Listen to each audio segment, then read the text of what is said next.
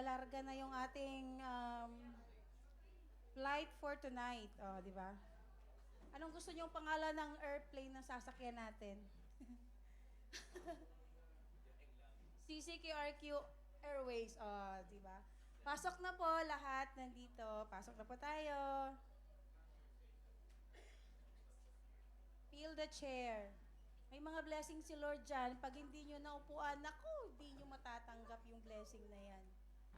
Diba? So let us, may bakante pa yung upuan natin. Pasok na. Dito na tayo from the start, from the beginning. Dito na tayo. Dito na tayo Ha? from the beginning. Hindi pa. After, Hindi pa kasi parang daw saglit lang siya. after. Hindi ko pa na-send sa'yo. Hindi, kasi sabi niya ni Pastor Francis, dire-diretso na. Tulad ng dati, nandito na kami lahat. Ano yung huling kanta niyo bago ko sa loob? Napakabuti mo. Diba, Pastor Francis mo na itatapos na.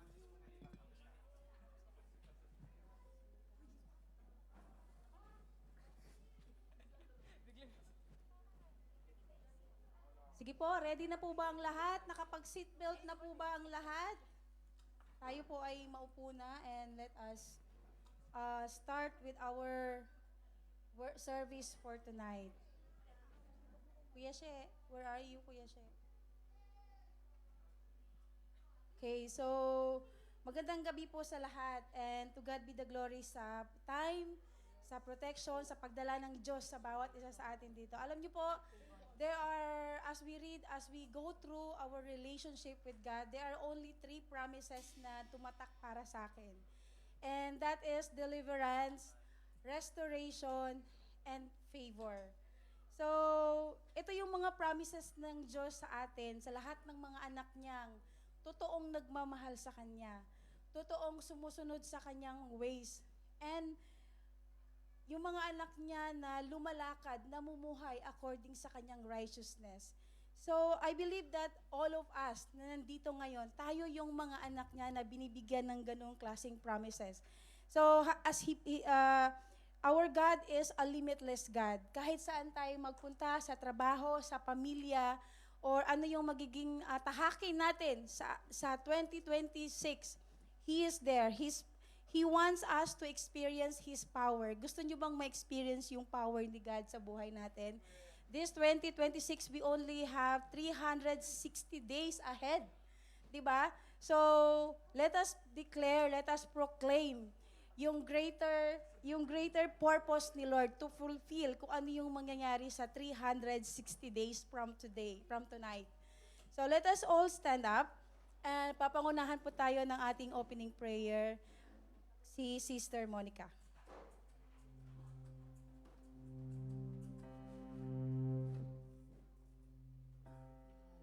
Let us pray po. Hallelujah, Father God. Thank you, Father God, for giving us life, Lord.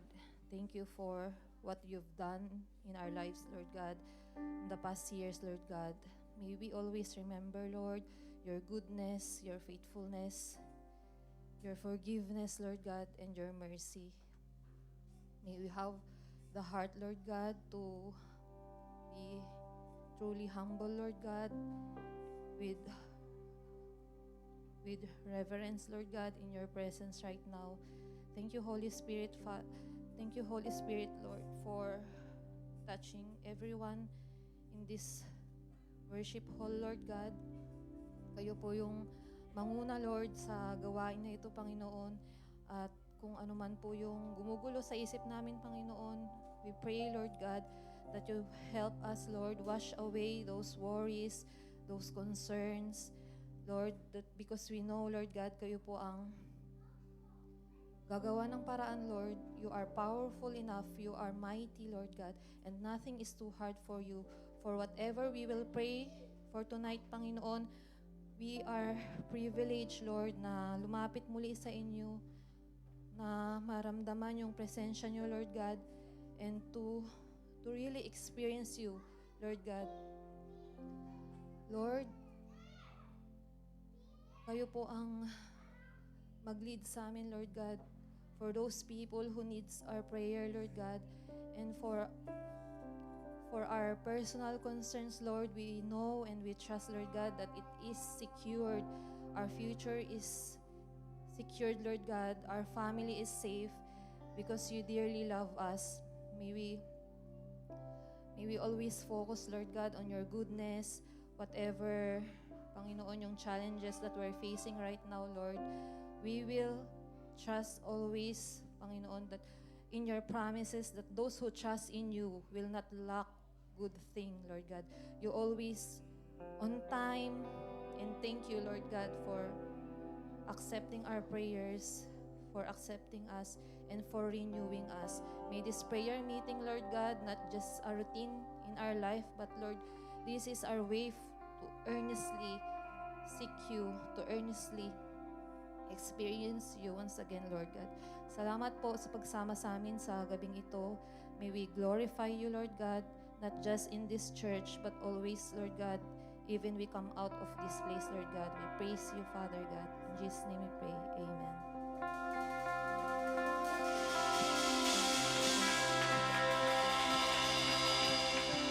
As we remain standing,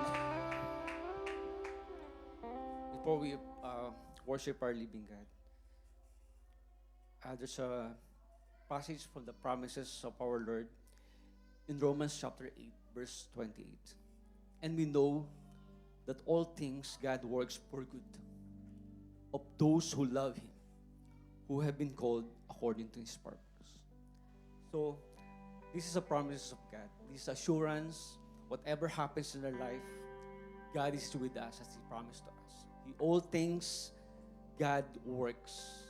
So meaning to say, we can see how our sovereign God is so powerful. He's all powerful. Amen. And God is so powerful. He is an omnipotent God. He can do anything. He can do everything in our lives through His great ability and power. It says in Ephesians chapter 3, verse 20, now to Him is able to do immeasurably more than we ask or imagine, according to His power that is work within us. So He can do possible, but impossible to us. He will do amazing works in our lives for the past 2025. Nandun tayo, sinustain tayo ng Panginoon. Everything that we need, everything that we desire in our hearts. We receive some unexpected blessings, not only for us, for our family as well. That's why God deserves to receive the highest adoration from His beloved children. The highest praise, the highest worship, the highest give glory natin ang ating Panginoon. And then God works for good. God did for good. Maaaring isipin natin, sa ating buhay, bakit may still na hindi pa nasasagot? There's still something that I receive not much good things in our life. I'm still struggling. We're still struggling for our sickness. Maaaring meron binabattle pa tayo sa ating sakit. Or we have still struggling in our finances. Job opportunities, conflicts, relationship ng family, at sa tao ng mga kapaligid sa atin. But sabi nga ng promise na to, God works all for good. Bakit for good? Dahil alam niya paano gawin yung ating mga sitwasyon, all the circumstances in our life. Parang pagsamasamahan niya ito at going to have a good. Because He has a big picture. He has yung master plan. Siya nakakaalam ng ating ikabubuti sa ating buhay. His plan is always good. At tayong mga Kristiyano, we are so confident dahil nandiyan ang Diyos para sa atin. Whatever circumstances, anong mga sitwasyon ng ating buhay, God make it good for every one of us. Sinabi din sa Philippians 4:11, that part that we have learned to be content whatever the circumstances. Sabi sa Tagalog, natutunan ko ng masiyahan, maging anuman ang aking kalagayan. So, nandun tayo to be content. Whatever, anuman sitwasyon ng ating buhay, maganda, hindi. But we'll keep praising the Lord. While we're waiting the Lord, we will keep praising the Lord. we fail, we win, much more we are praising our Lord Jesus Christ. May kasapatan sa biyaya ng Panginoon. May kasapatan sa Kanyang presensya, sa buhay na salita. Because those Word of God, those passages, those promises, nandun yung kasapatan. There's a blessings at the end of it. And then He called for those who love God. So we are trying to keep His first and greatest commandment in Matthew 22, verse 37. Love the Lord your God with all your heart and with all your soul and with all your mind. So nandun yung gusto niya makakita sa ating buhay. But sometimes we're fail on that. We omitted on that. We're trying to keep that command ng ating Panginoon. His first and greatest commandment. Na mahalin natin siya ng buong buo, buong puso, buong kaluluwa, buong ating pag-iisip. But God really loves us. It says in 1 John 4:19, we love because He first loved us.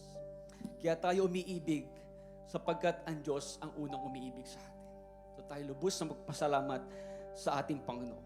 In Psalm 136:1, give thanks to the Lord, for He is good, His love endures forever.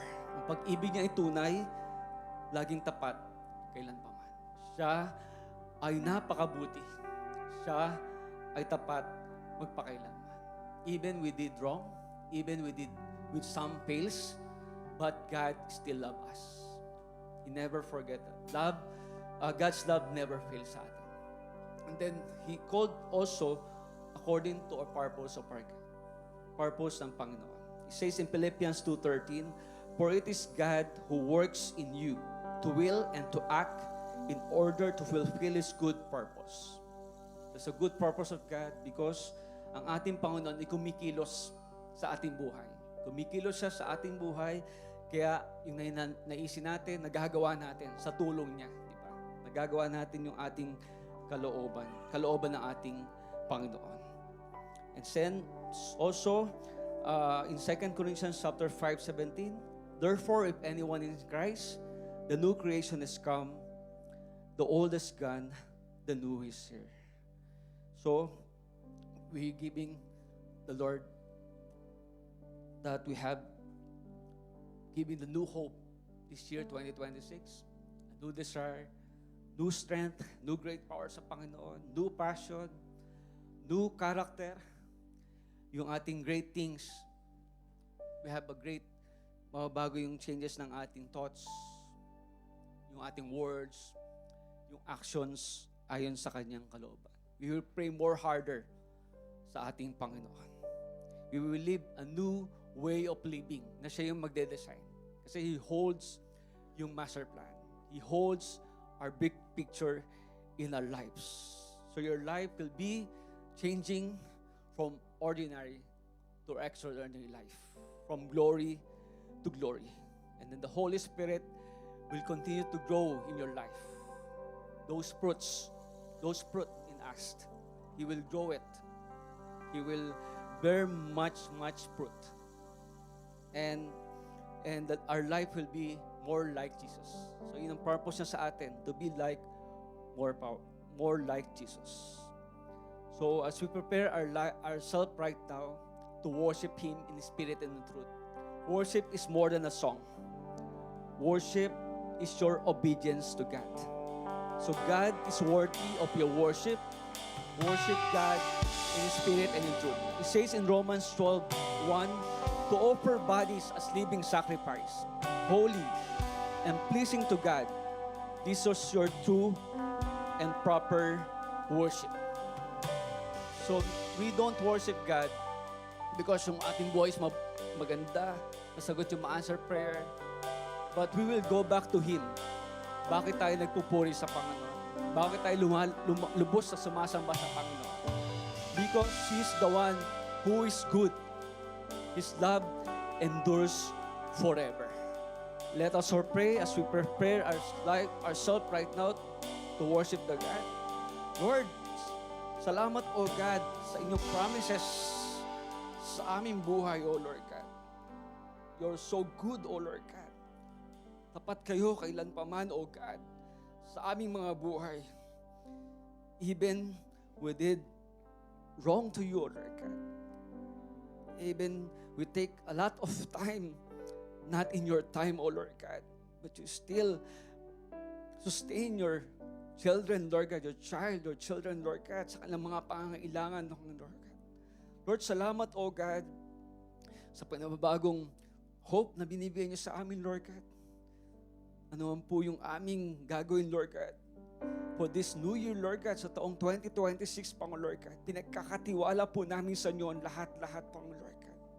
Tulungan niyo po kami, Lord God, na masunod po ang inyong mga sinasabi niyo sa amin sa salita niyo, O Lord God. As we will love you, Lord God, ng aming buong puso, buong isip, buong kaluluwa, Panginoon. Tulungan niyo kami, Panginoon, Lord God, na masuklian, Panginoon, Lord God, ang inyong ginawa, Lord God, sa amin, Lord God. Sa inyong walang hanggang pagmamahal, Panginoon, Lord God. Sa inyong katapatan, Lord God, walang hanggan, Panginoon, Lord God. Salamat, O God, for many things, Lord God. Napakarami yung binigay para sa amin for the past year, Panginoon, Lord God. Pinagtibay niyo ang inyong mga anak, Panginoon, Lord God, upang malampasan namin, Lord God, ang anumang pagsubok, O God, ng aming buhay, Panginoon, Lord God. Salamat, Lord God, sa kalakasan, sa karunungan, Panginoon, Lord God. Your presence, Panginoon, Lord God, sa time that we are so down in our life, Panginoon, Lord God. Salamat, Lord God, for new strength, for the new life that you promised to us to have abundant life, Panginoon, Lord God. Salamat po muli, Lord God. We all this pray in the mighty name of Jesus. Amen, amen. Let's continue to worship our living God. Hallelujah! Pwede po ba natin ibigay yung pinakamalakas na palakpak sa ating Diyos na buhay? Hallelujah! Yes, Lord! We praise your name, O God! Itinataas namin ang iyong dakilang pangalan, Panginoon, sa aming kalagitnaan, O God! Hallelujah! Sama-sama po natin purihin ang ating Diyos na mabuti at tapat. Hallelujah!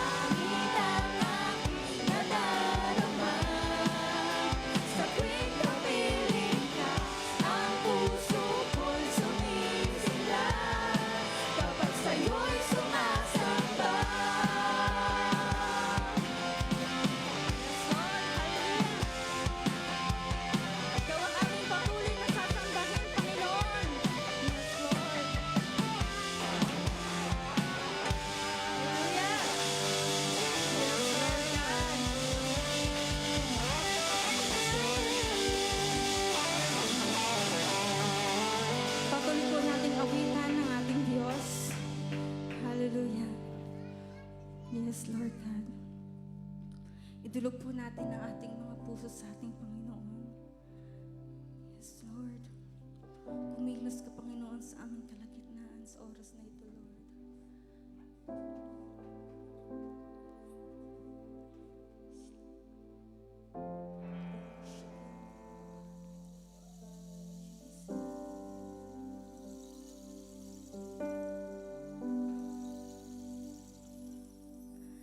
Ang puso ko'y tinutulog sa'yo, nagpapakumbaba, nagsusumamo, paging tapatin mo, ikaw ay mamasdan, makaniika at sa'yo ay pumisan. Minsan ba'y dinudulog namin pa? Dinudulog sa'yo, nagpapakumbaba, nagsusumamo, paging dapatin mo, ikaw ay mamasdan, makaniika at sa'yo ay pumisan. Loobin mo ang buhay ko'y maging banal mong tahanan, luklukan ng iyong wagas na pagsinta. Daluyan ng walang hanggang mga papurit pagsamba, maghari ka, O Diyos, ngayon at kailanman. Yes, Lord, idudulog namin, Panginoon, namin ang mga puso sa'yo. Ang puso ko'y dinudulog sa'yo, nagpapakumbaba, nagsusumamo, paging dapatin mo, ikaw ay mamasdan, makaniika at sa'yo ay pumisan. Loobin mo ang buhay ko'y maging banal mong tahanan, luklukan ng iyong wagas na pagsinta. Daluyan ng walang hanggang mga papurit magsamba, maghari ka, O Diyos, ngayon at kailanman. Loobin mo ang buhay ko'y maging banal mong tahanan, luklukan ng iyong wagas na pagsinta. Daluyan ng walang hanggang mga papurit pagsamba, maghari ka, O Diyos, ngayon at kailanman. Maghari ka, Panginoon, maghari ka. Maghari ka, Panginoon, sa aming mga buhay at puso. Panginoon Jesus, maghari ka sa buhay ko, sa puso ko. Panginoong Jesus, maghari ka. Maghari ka, Panginoon. Maghari ka. Maghari ka. Panginoong Jesus, maghari ka. Sa buhay ko, sa puso ko. Panginoong Jesus, maghari ka. Maghari ka. Maghari ka. Panginoong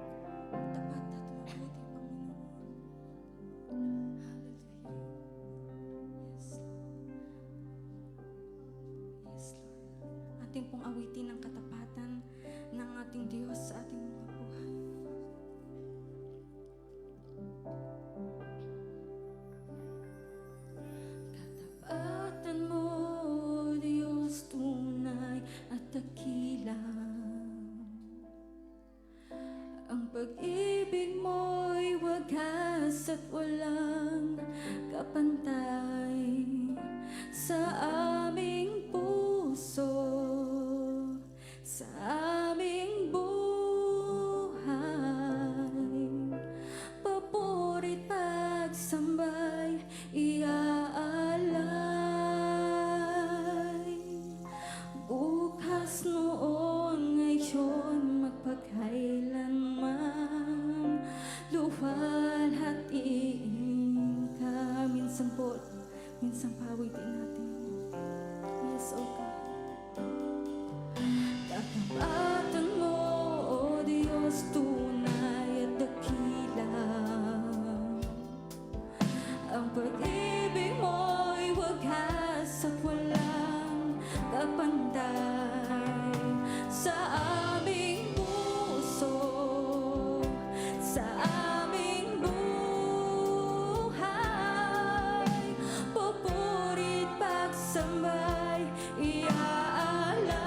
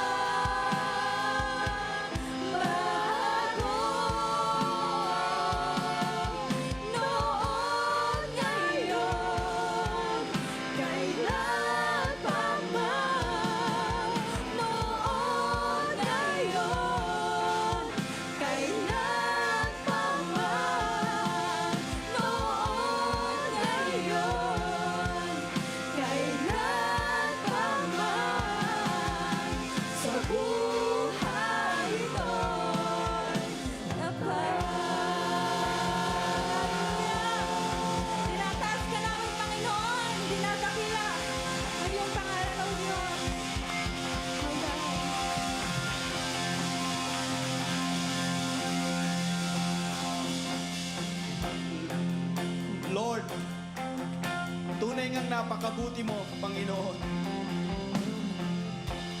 Lord, ang gabing ito, Diyos, nais naming iparama sa iyo, Panginoon, kung gaano ang pagpapasalamat natin.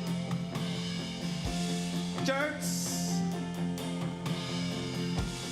let's worship again our living God. Habang pinupuri po natin ang Diyos, itaas po natin yung ating mga kamay. Inaanyayahan ko po ang lahat na tumaas ng kamay. Habang tayo magpupuri sa Diyos. Lord, nakikita mo ang mga kamay na ito, Panginoon.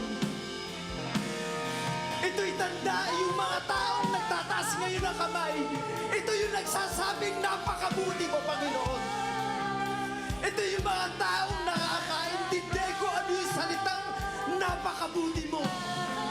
Lord, ito din yung mga taong nagtataas ng kamay na hindi titigil magpuri sa iyo, Panginoon. Ito yung mga taong ito na nagtataas ng kamay na kahit ano man ang mangyari.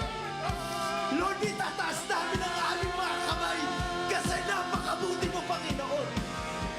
Lord, hayaan mo po sa aming pag-aamin, Panginoon.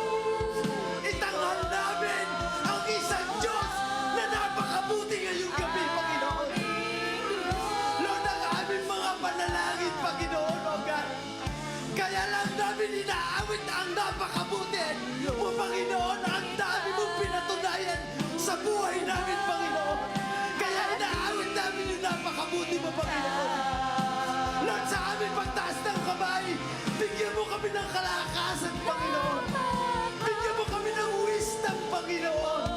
Bigyan mo kami ng pusong magpasalamat, Panginoon. At higit sa lahat, Panginoon, bigyan mo kami ng kasiyahan. Ano man ang mangyari, Panginoon, ang kamay na ito ay magsasabing, napakabuti mo, Panginoon. O God. Lord, we worship you. We worship you this evening, O God. Ang gabi ito ay gabi ng pagpapasalamat sa iyo. Let's worship God. Napakabuti mo. Sabihin mo yung gusto mong sabihin sa Diyos. He deserves your thanksgiving today. Lord, maraming salamat, Panginoon. Habang kami ay nagpupuri sa iyo, naiintindihan namin yung salitang napakabuti mo. Lord, prepare your people, oh God, to praise this coming 2026, this 2026, oh God. Isa kang Diyos na mabuti, Panginoon. Kung kami, Panginoon, oh God, ay nadapa noong 2025, ikaw yung Diyos na napakabuti. This coming 2026, oh God, at ito yung 26, oh God, dumating sa amin, oh God. Ikaw yung Diyos na mabuti, Panginoon, oh God. Lord, ang buti mo, Panginoon, kaya kami umaawit sa iyo, Panginoon. Kasi may gagawin ka sa buhay namin, Panginoon. Hindi ka tumitigil, Panginoon, ang paggawa sa buhay namin, Panginoon. Lord, kaya kami nakakaawit, Panginoon. Ang dami-dami mo kasing ginawa sa buhay namin, Panginoon. Kaya namin nasasabi, napakabuti mo, Panginoon. Ang dami mo pagkilos sa buhay namin hanggang sa mga sandaling ito, Panginoon. Lord, ano man ang sitwasyon namin sa mga sandaling ito, kaya namin sabihin, Lord, ang buti mo, Panginoon. Kaya ka namin purihin, Panginoon. Lord, meron man akong hinaharap ngayon. Kaya ko sabihin sa'yo, Lord, ang buti mo. Kahit mabigat siya, kaya ko yan kasi may mabuting Diyos. Kahit may pagsubok sa pamilya, may kasakit, karamdaman, isa lang ang sasabihin namin ngayong gabi, napakabuti mo, Panginoon. Lord, wala na kami masasabi, Panginoon, O Diyos.